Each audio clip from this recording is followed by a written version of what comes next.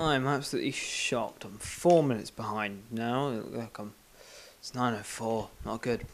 Yeah, basically, I just didn't know what to do, and for 9 o'clock, and I just found that 9 o'clock is a time that's so mundanely mundane. It's almost as mundane as eating, I don't know, your breakfast cereal or something. So I'm gonna have me eating my breakfast cereal as I talk about multiculturalism in Britain, and well, the whole world is kind of multicultural, doesn't it? Because it's kind of the point, but point pretty much stays the same, which is this is going to be really odd because I'm eat breakfast and okay.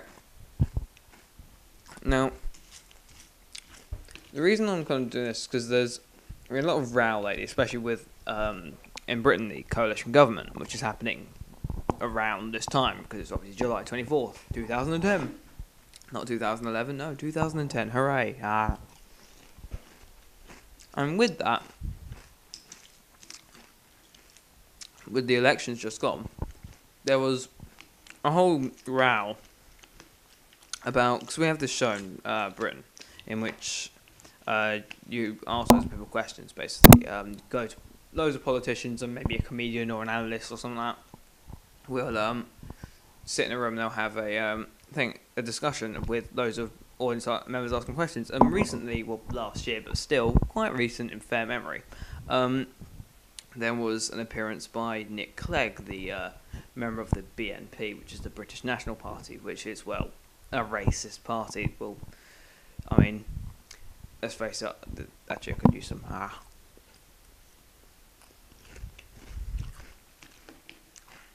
That seems weird, but multiculturalism and cereal kind of goes together. Okay, so one of the points I'm trying to make is that he went on the show and there was a big worry that people were going to like him. What? No one likes a racist, let's face it. Even racists don't like racists, and then they hate themselves, and then, oh no, I don't like racists, so multiculturalism's fine. I mean, why even choose to discuss this? In the end, it's fine, let's face it.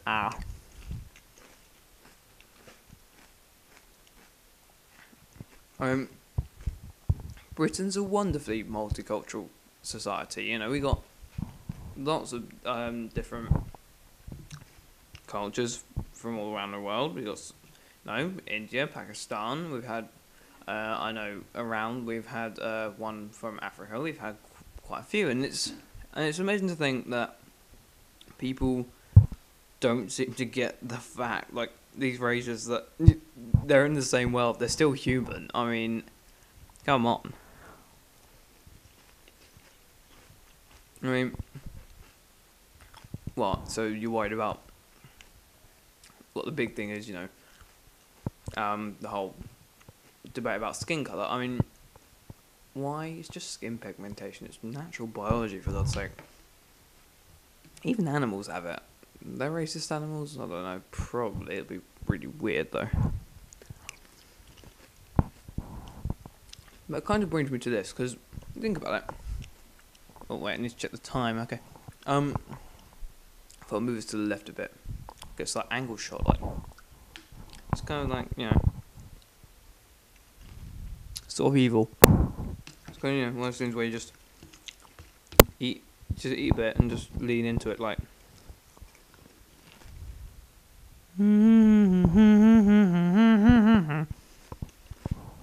That sort of thing. And quite interesting though to think about it, because in the end there's this whole thing which is, oh no, natural biology is, well, it doesn't. It's just ridiculous to think that, like, people think that skin pigmentation is a problem. I'm calling it skin pigmentation because I'm kind of trying to say that it's for everyone, like, it's natural for everyone, that everyone has skin pigment, like, in different colours anyway, different shades.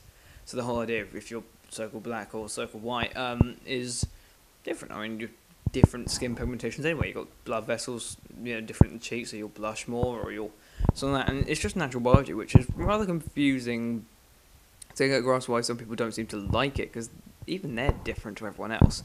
I mean, what? Are you going to get, like, personality racism now? where it's like, oh, pessimists, racism on the optimists. It's a bit stupid. But basically the point about this, because life in the day, big thing. Hopefully thousands of people around the world are going to do it. And that'll be cool. Because then, I get to watch a video where lots of people are, telling us about their part of the world. And here, it's okay, I guess. I mean, as a 16-year-old, I currently am not going to university. I'm currently not, doing anything much here. So, at the moment, sadly, I'm not really concerned too much by our government. So, governmental concerns are kind of out of my concern box, if you'd like to think of it that way. And and it kind of points out that there is that slight problem in which, should we actively get involved in politics as young, or I personally think we should try and live out a nice life as we're young, because obviously that supposedly we kind of, when we gain responsibility, we sort of lose that fun, wild nature a bit, and it's just a bit of a shame about that. So it's try to keep it up for as long as you can, and but again, I keep coming back to this subject, but maturity versus age is ridiculous. But in the end, what we want is loads of opinions, because that's what I want to hear. I mean, this fascinates me. Does everyone have different ideas? Is it different ideas stereotypical, place dependent, or I think one of the good things that should be hopefully nice about this is that I hate stereotypes. Like, stereotypes are really annoying, and this cereal was quite nice. But in the end, the point is, are we going to break out those stereotypes, or are we going to make a new stereotype? That's the problem with making stuff like this. Because, remember, everyone in this earth is different. And so a stereotype is a bit stupid, because it's labelling millions of people one thing. And that's the only problem that you ever get with stuff like this, isn't it? That you risk either showing a stereotype or creating a new one. And you're trying to get diverse people, but in the end you might just find that there might be some commonality there, apart from maybe race or something like that. And so it brings me to my point, like, why multiculturalism is important. It's because multiculturalism kind of helps break the stereotypical boundaries. I mean, stereotypes are everywhere in society, the way we look at things, and it's horrid. You can't keep stereotypes. You got to make sure that you understand that people don't conform to stereotypes. Look at me. I'm an anime nerd who stays at home most of the time and who's willing to stay 24 hours up to do one video for a thing which he doesn't know even how much he's going to participate on, or even if he's going to be participated in, because millions of people are going. And if he wants to go to something like Sundance, he could go to Sundance, but he may not.